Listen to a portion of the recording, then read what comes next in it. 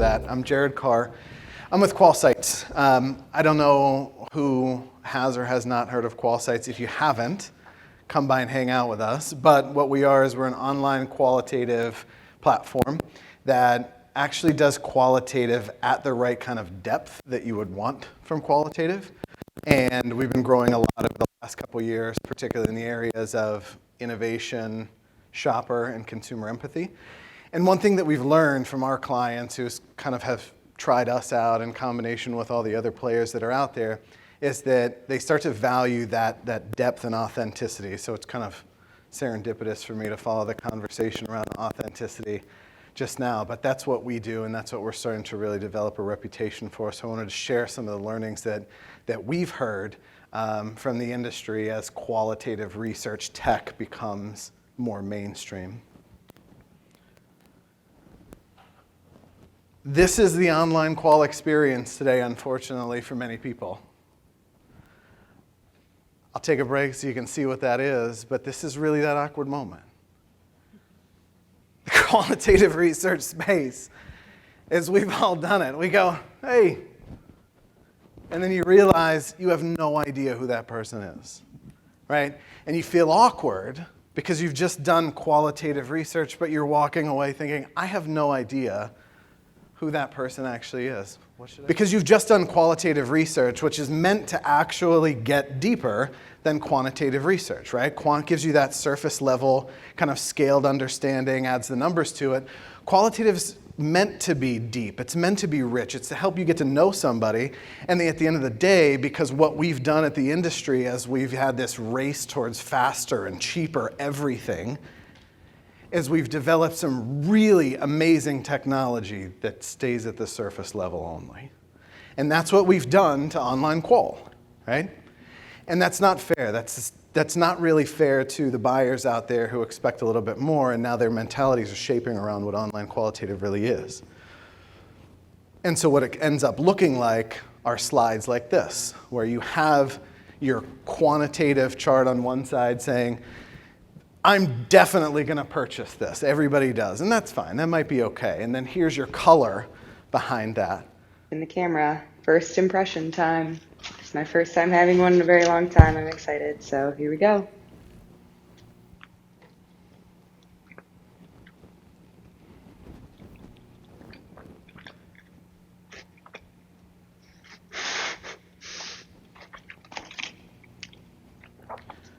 It's a great moment, right? You walk away from this slide saying, holy shit, this person's going to buy this for the rest of their lives, right? And that becomes the story you tell your stakeholders because you did online qual, right? But that's not really who this person is. That's not really what they're about. But you've done online qualitative in the way that the industry has taught you to do it for the past 5 years. This is who Rachel really is. How frequently do I eat fast food? Typically about once a week. I would say that it kind of depends on when I get it or why I get it. Most of the time, it's more of a timing thing and a money saving thing. Typically pretty busy during the week, and so it's pretty convenient to be able to just get something really quick, not have to worry about making food or going out somewhere. And then don't have to worry about spending a bunch of money, which is really nice.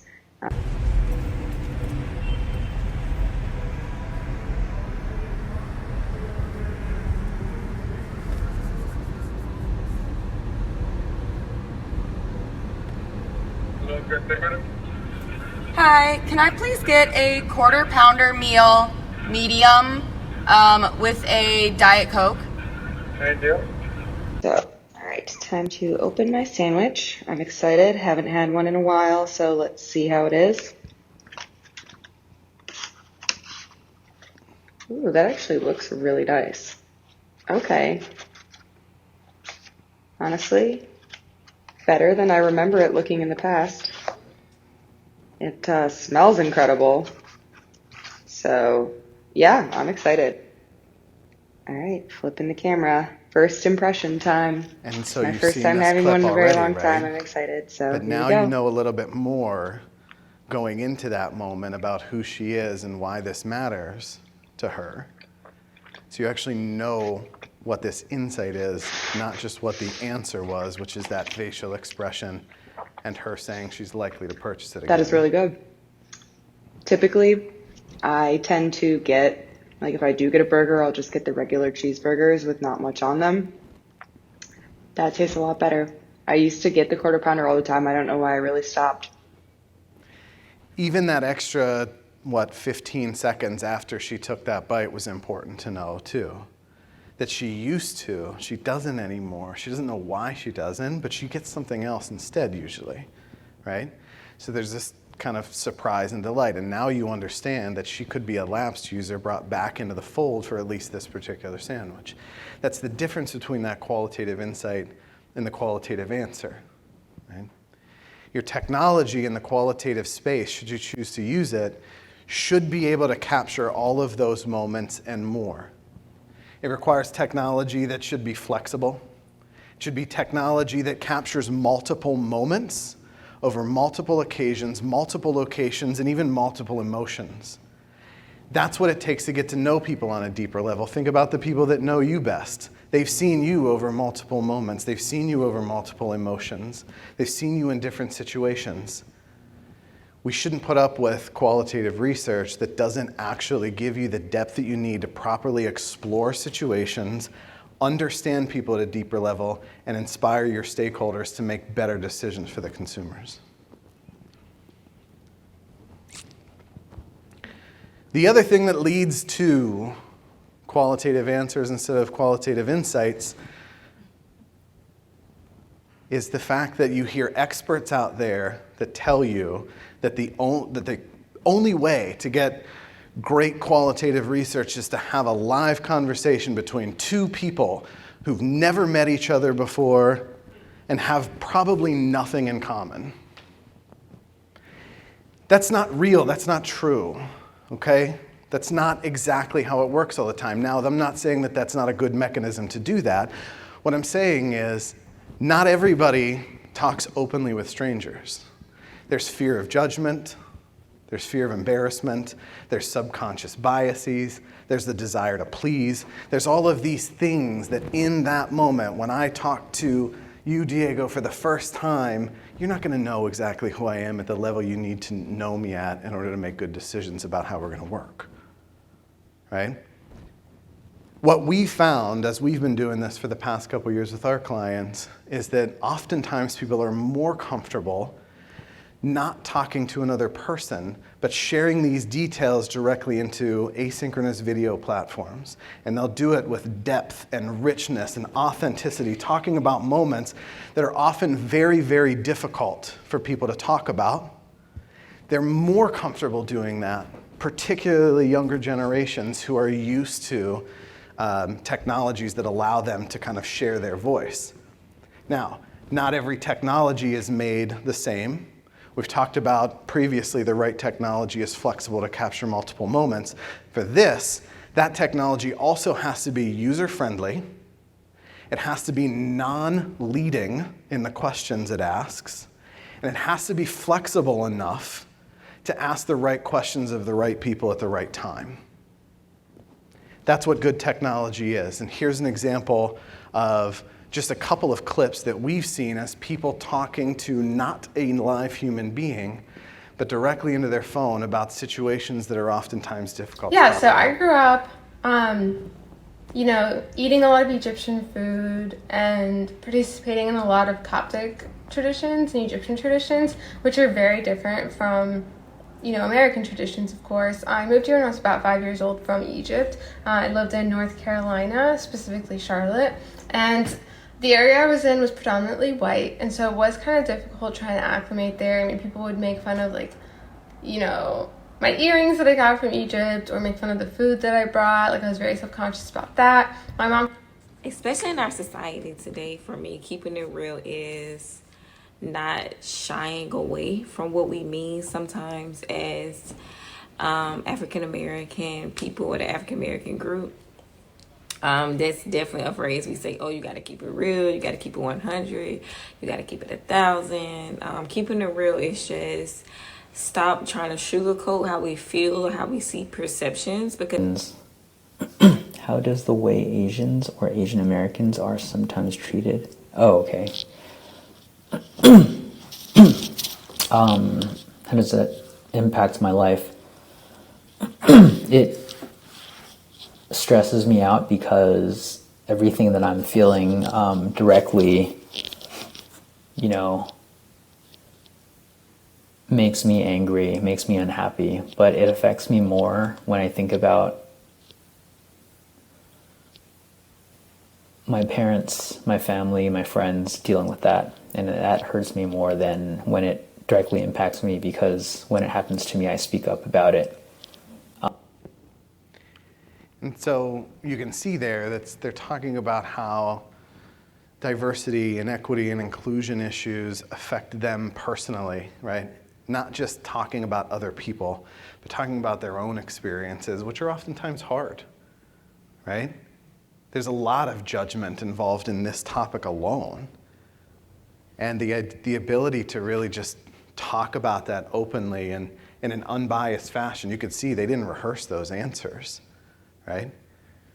But that's what that user-friendly good tech does, is it starts to bring out these raw moments where this guy chokes up a little bit about how he feels being treated negatively being an Asian American, right? It's issues like this where you think, no, it is actually a good vehicle to use when you have good tech to do these self-moderated style of videos. Not only can you do them at scale, but you get that greater depth and authenticity. There's one other area that we found that leads to qualitative answers instead of qualitative insights. Who's done research in a language they don't understand? Yeah, most of us have. As you have, you've probably seen issues like this that at the end of the day, they're not funny. But this hopefully is. I mean, I had the Pauls out there for lunch. They were actually fairly decent. But the point here is that whenever you're doing research in foreign languages, language in and of itself gets in the way, because what you end up doing is you end up trying to speak on behalf of a person by transcribing what they say, translating it into English or whatever language you or your audience speak, and then having an image on the screen or a slide that says, greater consumer empathy, and it's some, screenshot of some guy like this with a word bubble above his head that says Paul is dead, right? I can't really think of a bigger disconnect in qualitative than this fundamental answer, because you end up only reading what people say, not really understanding how they say it, right? We're all consumer insights people. We understand that human beings are complex. And it's not just what I said, it's how I showed up. It's my body language, it's the confidence, it's the tonality. It's all of that stuff that gives me insight, right? It's why we researchers don't just do like desk research and read stuff on Google, right? So in our case, Paul is very much alive, right? Because here's what we typically get. السلام عليكم ورحمة الله وبركاته. أنا اسمي عبد الله عبد الله الشريف. سعودي، عمري 35 سنة، متزوج، عندي طفلين، الصغير عمره 4 سنوات والكبير عمره 5 سنوات. عفوا، الصغير 4 سنوات والكبير 6 سنوات. الدخل تقريبا 5000. Who understood that? Excellent. I don't. Okay? And that's a problem for most people in here because they don't know what he said either. And I can write that down and deliver you a transcript that's partially correct because machines are machines and that's how the world works.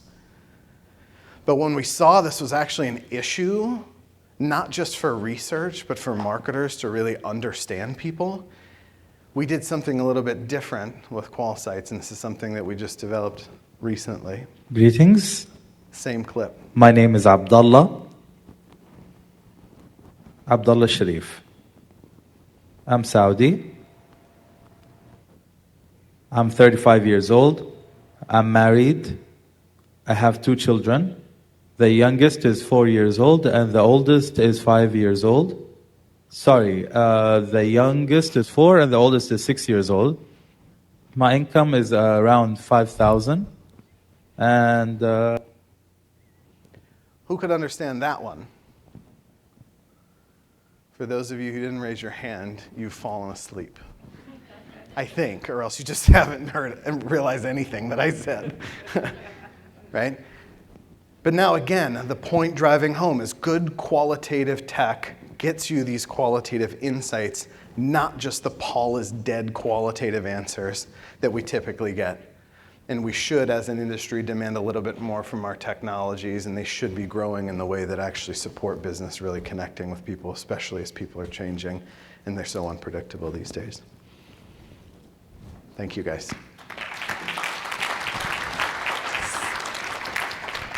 First of all, I'm going to have to slide in your DMs because I want to hear this again. This was great, right?